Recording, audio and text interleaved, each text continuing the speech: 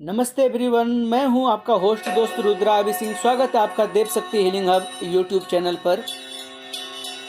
दर्शक मित्रों, देव शक्ति हीलिंग हब के यूट्यूब चैनल पर शारदीय नवरात्र के पश्चात एक नई सीरीज चल रही है, जिसमें कि दिन प्रतिदिन एक एक महात्म्य के ऊपर मैं चर्चा कर रहा हूं। जैसा कि अष्ट दुर्गा के बाद नवम दुर्गा सिद्धिदात्री की जो कि पूजा है, उसके बाद दशमी यानी कि दशमी के पश्चात महिषासुरमर्दिनी यानी महिषासुरमर्दन के पश्चात शुंभ निशुंभ के संहार के पश्चात, चूँकि निशुंभ और शुंभ की जो हत्या की गई है, शुंभ निशुंभ दो दैत्य जो थे, उसके आतंक के स्त्री शक्ति को अबला समझने के वजह से ये पूरी गाथा चल रही थी। नव दुर्गा की कहानी, नव दुर्गा के पश्चात कथा की ओर आगे बढ़ते हैं तो 10 महाविद्याओं के ऊपर हम बात करेंगे।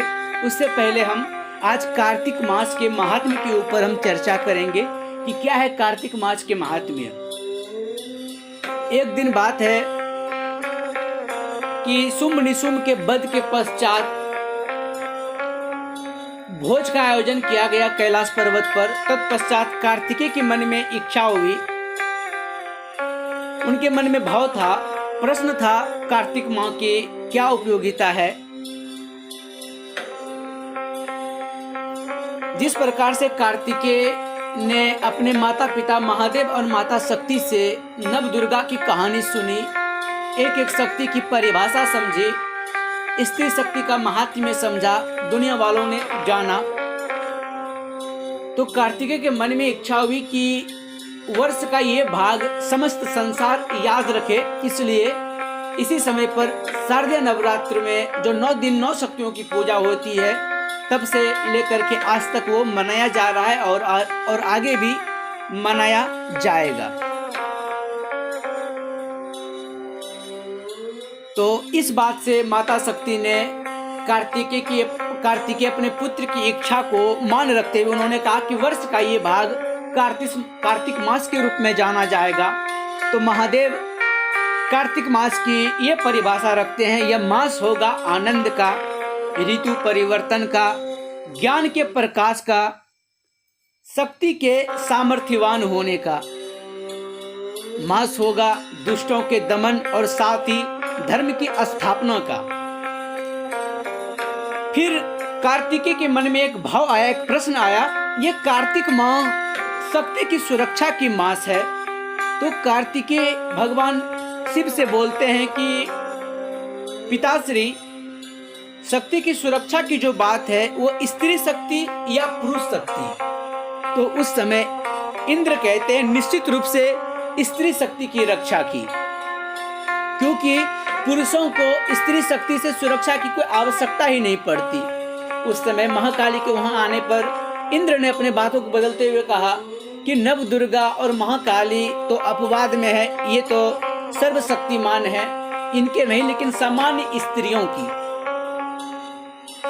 तो इसी सिलसिला में आगे बढ़ते हुए, क्योंकि पता है शारदीय नवरात्र के पश्चात शरद पूनम जो आती है, वो शरद पूनम कार्तिक मास की वो पूर्णिमा के रूप में जाना जाता है। तो वहीं से लेकर के जो लोग पूर्णिमा के व्रत रखते हैं वो कार्तिक मास में आरंभ होते हैं। कार्तिक में सूर्योदय से पूर्व नहाने की भी पूर्ण मान्यता है, क्योंकि यह मास जो है बहुत ही पावन और पवित्र होता है।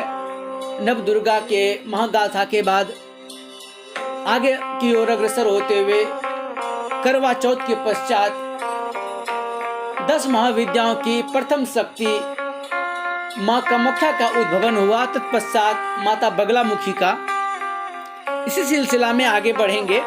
उससे पहले हम जानेंगे कि इंद्र जब कहते हैं कि निश्चित रूप से स्त्री शक्ति का और सामान्य स्त्रियों का नहीं, तो उस प्रकार से महादेव कहते हैं कि शक्ति जो है वो ना ही स्त्रीलिंग है ना ही पुल्लिंग। तो महादेव इंद्र से प्रश्न पूछते हैं, बताओ इंद्र, शक्ति ना ही स्त्रीलिंग है ना ही पुल्लिंग, तो शक्ति को स्त्री क्यों कहा गया है, शक्ति को माँ क्यों कहा गया है?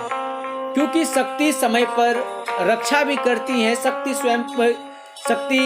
जरूरत पड़े तो दुष्टों का दमन भी, असुरों का संहार भी, और शक्ति कभी कभी मातृत्व की छाया में पूरे संतान को अपने से संजो के रखती है। तो क्यों कहा गया है? तो इंद्र कहता है कि प्रभु आप तो सारे प्रश्नों के उत्तर देने वाले हैं, तो इस प्रश्न का उत्तर क्या? उस समय महादेव कहते हैं कि आज भोजन से पूर्व हम लोग यात्रा पर चलते हैं, यात्रा पर भ्रमण पर निकलते हैं।